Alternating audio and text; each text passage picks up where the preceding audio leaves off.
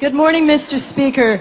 The people of Connecticut have had a couple of pretty tough years, and we've got a lot on our shoulders here in the General Assembly, and that's why I'm very pleased today to be talking about something completely different, something uplifting and joyous. I rise to recognize someone who has spent a lifetime making people happy all over the world, and more than half that lifetime, more than 50 years here in Connecticut. In fact, in our beautiful town of Wilton. Dave Brubeck was one of the greatest musicians and composers of jazz, but really of any kind of music, in the last century. When Dave left us in December after a long, full life, he left us much to remember him by. A repertoire that was for the ages and a wonderful, generous, talented family that not only carries on his work but continues to make people happy with their own. And I'm honored that some of them are here with us today, and I'd like to ask the Chamber to give them a warm welcome. We have first Dave Brubeck's daughter, Kathy Yagsizian, in the front row.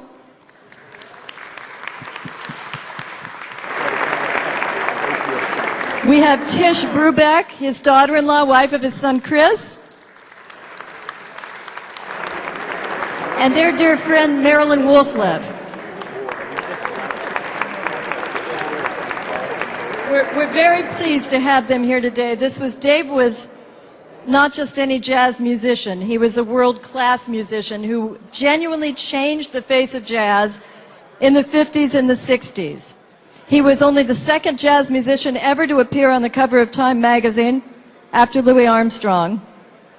And he also was literally the face of American jazz when he was sent abroad by the State Department in the Cultural Ambassadors Program to help diffuse the tensions of the Cold War. He was also a pioneer when it came to the issue of racial equality.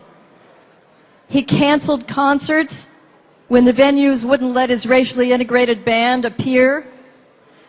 And he did that all over the south of this country and in South Africa.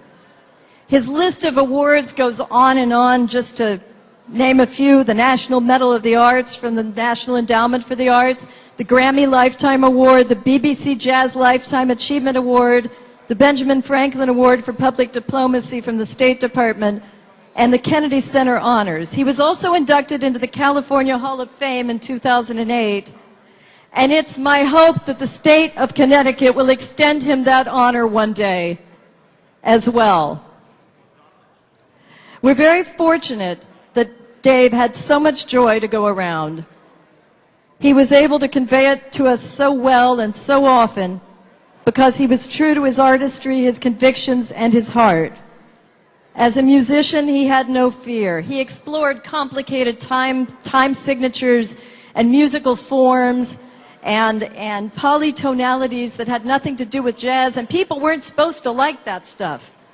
But they did. Everybody loved it, and everyone everywhere loved it. And I think that Dave's music had that universal appeal because Dave himself had something I once heard called the power of the particular.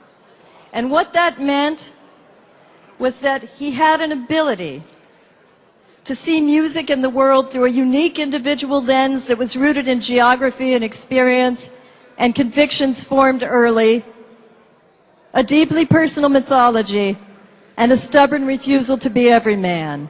And what that's given to all of us is and always will be sheer, unbridled, unadulterated joy. Dave couldn't have given us a better gift, and we'll have it forever. And forever, he'll have our thanks. Thank you, Mr. Speaker. Thank you, Representative. Representative O'Day of the 125th. Thank you, Mr. Speaker. I want to join Representative Lavielle in welcoming Mr. Brubeck's family here. His wife, Lola, his sons, Darius, Christopher, Dan, Matthew, and his daughter, Catherine. Your father gave the citizens of not only Connecticut, but throughout the world, a great love of music. We are honored to have him in Connecticut, in my district, in Wilton. He moved from California in 1960. Glad that he did. Many of us in this chamber have been outside, people from outside this chamber have said that we are living legends in our own mind. But actually, Mr. Brubeck was designated by the Library of Congress as a living legend, and he will be sorely missed by millions. We're honored to have you here, and we're very thankful that he was a resident of Wilton and here in Connecticut. Thank you very much, Mr. Speaker. Thank you, sir. Thank you for your remarks. Representative Miller of the 122nd.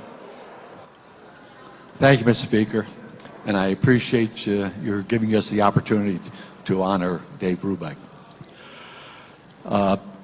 Dave Brubeck has been honored just about every place in the world, and it's only fitting that here in Connecticut, where he's been a resident for most of his life, coming from California to Connecticut, that we honor this gentleman. He's an internationally known jazz musician and has done so much for jazz in this country. I've had the good fortune of having an association with the family, somewhat of a family, because of my son, who's married to the niece of Chris Brubeck and his lovely wife, Tish. And I would just tell you a couple of stories. I don't know if anybody's heard of Wickenburg, Arizona. It's really a small community out in Arizona. A friend of mine has a winter home there, and we did go out and visit him. And we were taken to a high school to listen to a concert. And lo and behold, who's playing at the concert but the Brubeck brothers? So clear across half the country, there they were putting on a performance, and a wonderful performance. So that was one incident that we didn't expect, but it happened. And when my son got married, Chris Brubeck went to his car and got his trombone out and played, and we didn't have to pay him.